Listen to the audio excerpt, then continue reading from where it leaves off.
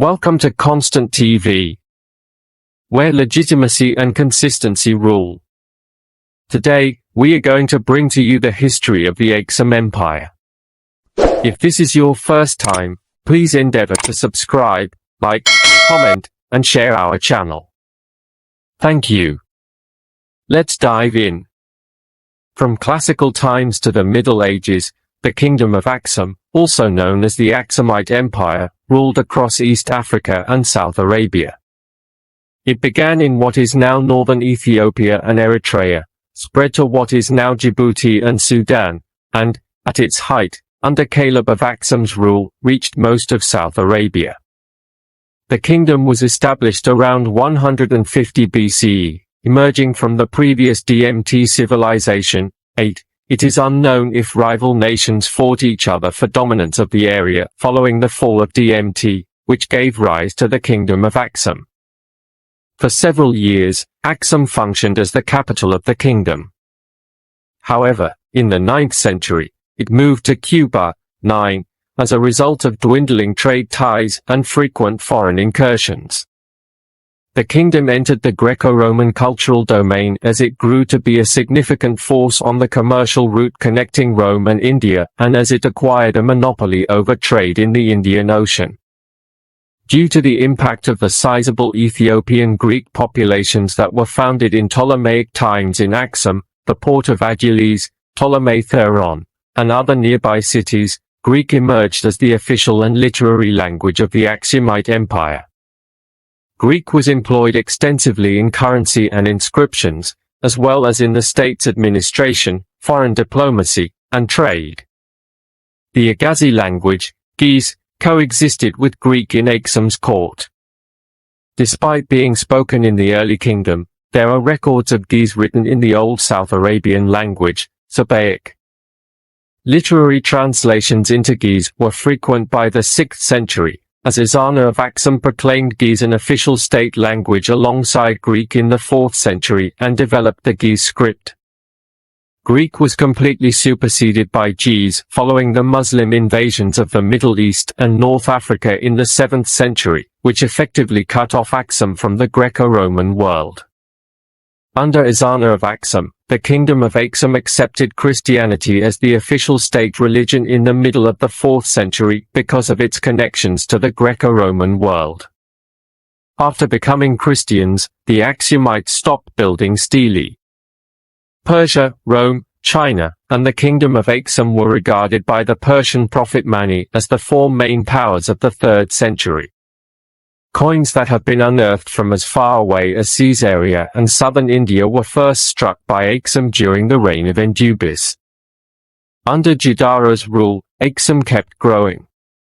In the early 3rd century, Ge'ez was the first monarch to become interested in activities in South Arabia. During his rule, a large portion of western Yemen was under his authority, including the Timur, Najd, Mafia, Afr, up until around 230, and portions of Hashid territory in the northern highlands surrounding Hama, until they were driven out by a combined Himyarite-Sabaean alliance.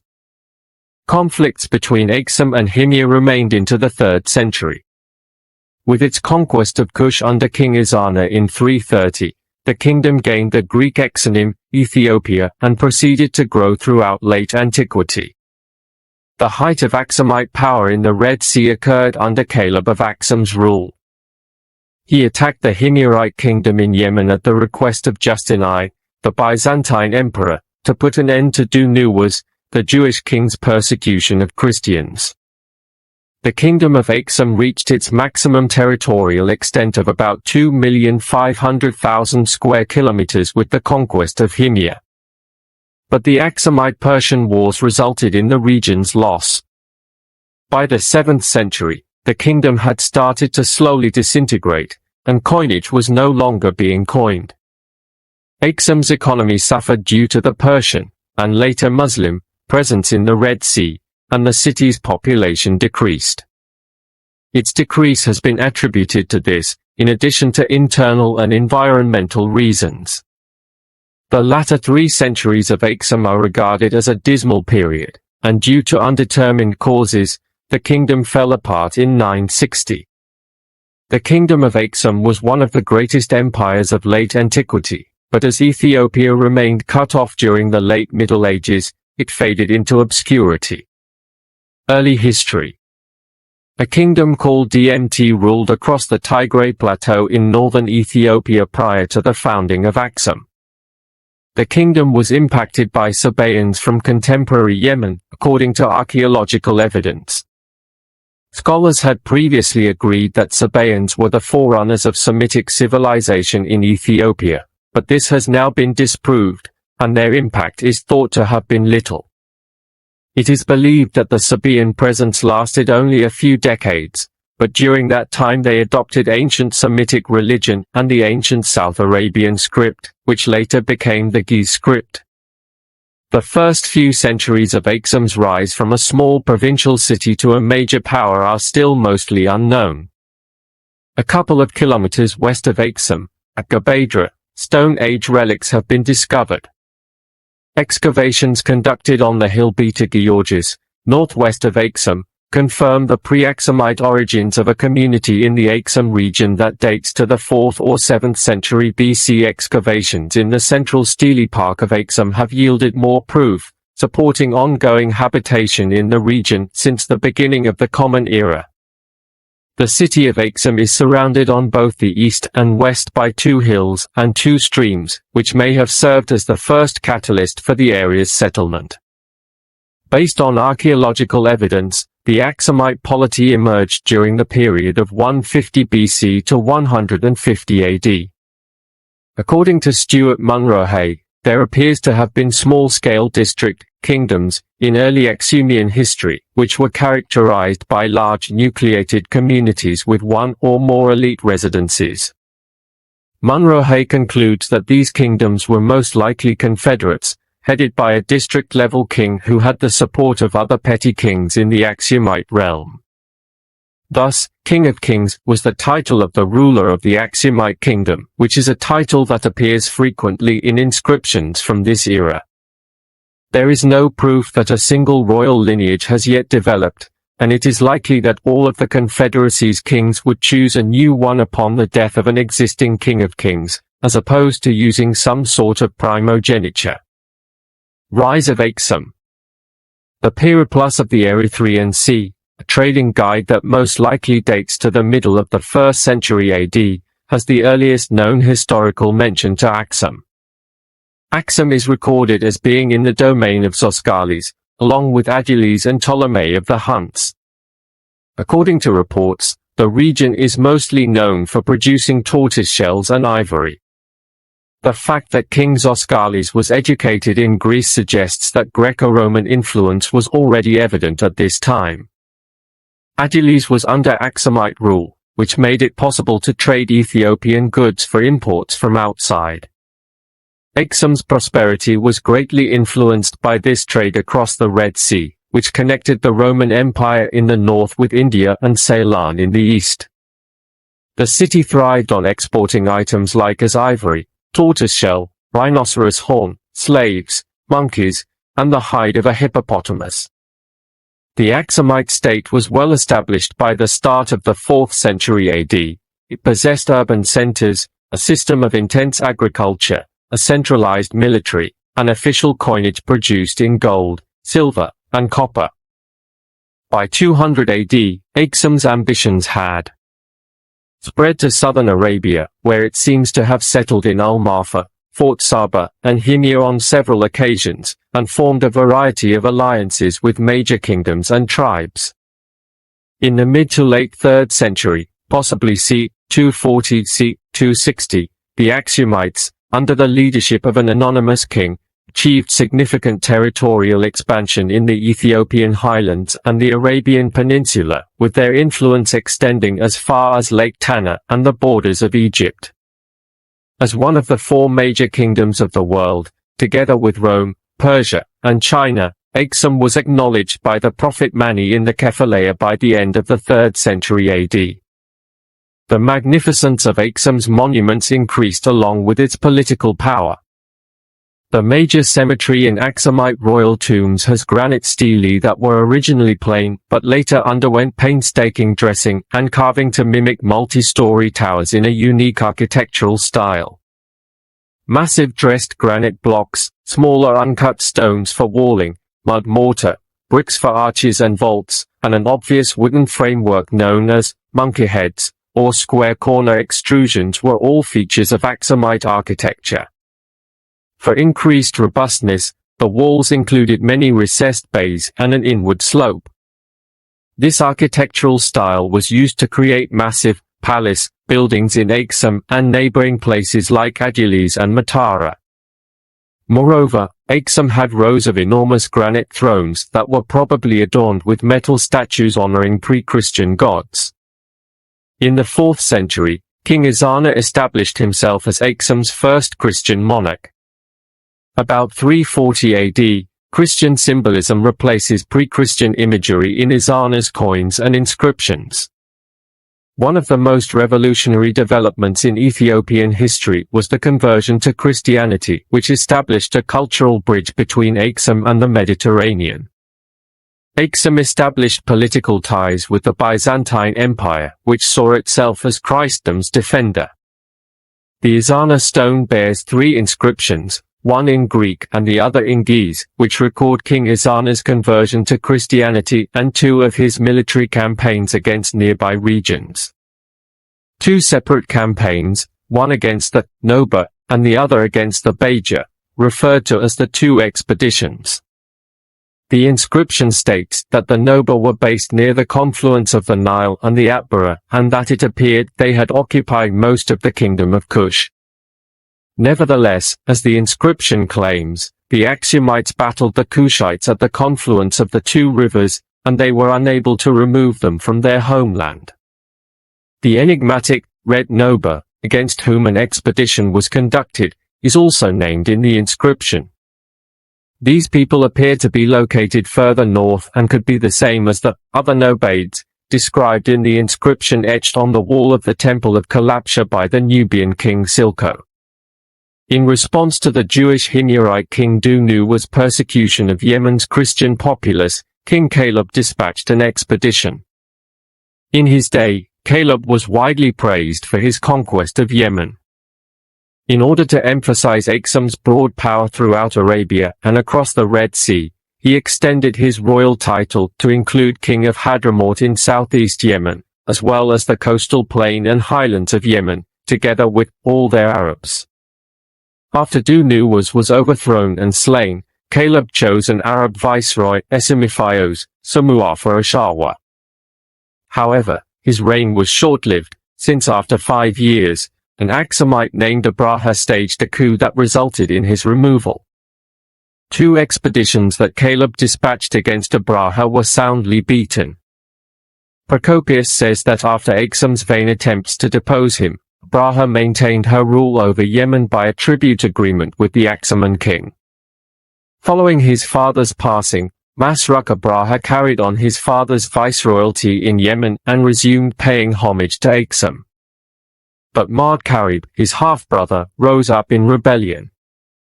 After first requesting assistance from Roman Emperor Justinian the Great, Mardkarib chose to form an alliance with Sassanid Persian Emperor Khosrow I, which set off the Aksumite-Persian Wars. Khosrow I removed the Yemeni king by sending an army and a small navy led by Varez. The siege of Sana'a, the capital of Aksumite Yemen, marked the end of the conflict. Following its collapse in 570 and Masruk's passing, Mardkarib's son Saif ascended to the throne. The conflict recommenced in 575, following Saif's assassination by the Aksumites. Ending Axum control in Yemen and assuming the role of hereditary governor, the Persian general Varez led an additional army of 8,000 soldiers. Stuart Munro suggests that these battles might have been Aksum's final act as a great power, as the Aksumite government was generally weakened and excessive resources were used. About their cultures. Among the many accomplishments of the Empire of Axum are its own alphabet, the Ge'ez script, which was later altered to incorporate vowels and became an abugida. Moreover, enormous obelisks, the most well-known of which is the obelisk of Axum, were built to commemorate the underground death chambers, or tombs, of emperors and nobles in the early 1700s. In approximately 325, Axum abandoned its previous polytheistic and Judaic religions in favor of Coptic Christianity under Emperor Ezana. The current Ethiopian Orthodox Tewahedo Church, which only received autonomy from the Coptic Church in 1959, and Eritrean Orthodox Tewahedo Church, which received autonomy from the Ethiopian Orthodox Church in 1993, were both derived from the Aksumite Coptic Church. It has been a significant Miaphysite church since the split with Orthodoxy after the Council of Chalcedon in 451, and its liturgy and texts are still in Ge'ez. About their religions. Religion. The Aksumites followed a polytheistic religion akin to that of southern Arabia prior to converting to Christianity. This included the northern horn and the crescent and disk sign used in southern Arabia. French archaeologist Francis Anfray suggests that the pagan Aksumites worshipped Aster, his son Marum, and Bea in the UNESCO-sponsored General History of Africa. The Aksumite society brought about a significant shift in religion, leaving only Aster from the old gods and replacing the others with a triad of indigenous divinities, Marum, Bea, and Meda. Furthermore, he makes the argument that Judaism had a major influence on Axum culture when he states that, between the reign of Queen Sheba in BC and King Ezana's conversion to Christianity in the 4th century AD, Ethiopia was first reached by Jewish settlers. A relatively small number of texts and individuals dwelling in the cultural, economic, and political center could have had a considerable impact, he says, despite Ethiopian tradition suggesting that these were there in enormous numbers. And that, during Ethiopian culture's formative years, their influence was dispersed throughout the country. Many of the once Hebraic Jewish components had been assimilated by most of the native population by the time Christianity gained traction in the 4th century, and they were no longer seen as alien traits. Furthermore, they were not seen as opposing the acceptance of Christianity. Decline. With the Persian victories in Egypt and Syria and their subsequent defeats in Yemen, it is likely that Aksumite trade on the Red Sea declined. But the spread of the Rashidun Caliphate and the advent of Islam in the early 7th century had a longer-lasting effect. At first, Aksum's relations with its Islamic neighbors were cordial. For instance, early Muslims from Mecca who were being persecuted by the Qurayshites fled to Axum in 615 AD and were granted sanctuary. This expedition is referred to in Islamic history as the First Hijra. But in 630, Muhammad launched the expedition of Alqamah bin Mujaziz, a naval expedition under Umar's command, against al-Habash, causing a rift in ties. As soon as the Arabs took control of the eastern Roman provinces, trade with the Roman and Byzantine worlds ceased. As a result of growing isolation, Axum's economy declined, and in the early 8th century, coin production was finally discontinued. Through the Gashbarka Valley, the powerful Beja tribe known as the Zanafet penetrated the Eritrean plateau towards the end of the 7th century AD. The Axum could no longer hold authority over the frontier, and they overran and pillaged most of the Eritrean highlands. Consequently, there was no longer a link to the ports of the Red Sea. Axum was abandoned as the capital at this same period as the Aksumite populace was driven further inland to the highlands for safety. Even though they had lost control of most of the coast and its tributaries, Ethiopia, no longer known as Axum, was still described by Arab writers of the era as a vast and powerful realm. Although land was lost in the north, it was acquired in the south, and Ethiopia continued to draw Arab traders even after it had ceased to be a major economic force. The capital was then relocated to Cuba, a new city in the south. The new Aksumite capital was initially described by the Arab writer Yaqubi. The precise location of the capital is still unknown, however, it was most likely in southern Tigray or Angat. Ethiopia experienced a famine in the 9th century. In the 9th century, during Dģmt's rule, the empire continued to spread south and carried out missionary endeavors in the south of Angat. A Jewish queen by the name of Judith, or Gudit, overthrew the empire and destroyed its libraries and churches. Although there is proof of an invasion and churches being set on fire during this period, some Western authors have questioned her existence.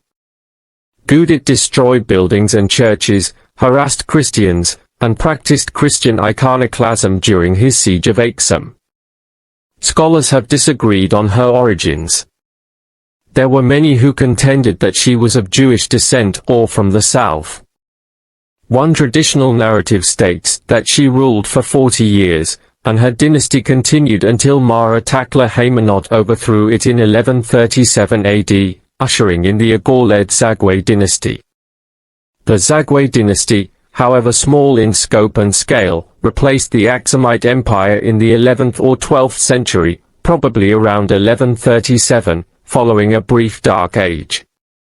But in 1270, Yakuno-Amlak, who assassinated the last Zagwe monarch and established the present Solomonic dynasty, claimed descent from Dλ-Naod, the final Axum emperor. It should be noted that Aksumite culture and customs persisted after the collapse of the Aksumite Empire. This is shown in the strong Aksumite influence found in the architecture of the Zagwe dynasty at Lalibela and Yemrahana Christos Church.